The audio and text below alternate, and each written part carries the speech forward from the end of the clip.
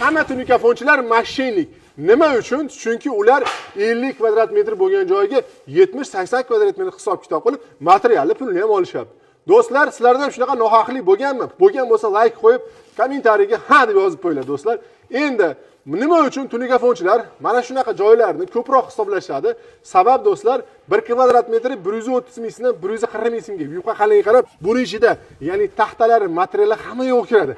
Agar siz mana shunaqa tunika fon listidan tekis joy qildirmoqchi bo'lsalaring, ya'ni hech qanaqa yo'lsiz, unda to'g'ri 130 ming so'mdan tushadi. Chunki material rasxoti bo'lmaydi. Lekin o'zbekda qilig'i ko'paygandan keyin, mana bunaqa chiroyli gulli fasonlar qilgan, havas qilganlar bo'lsalaring, bundan ham zo'rlarni xohlasalaring, unda material soni ko'p ketadi, bukilishlar soni ko'p ketadi va shuni hisobiga narx boshqacha chiqadi.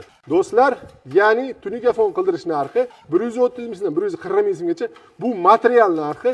Fason qanchalik qiyinlashgan sari kvadrat narxi shuncha ko'proq joyga rasxod bo'lishni boshlaydi. Bu xizmat haqi shunaqa.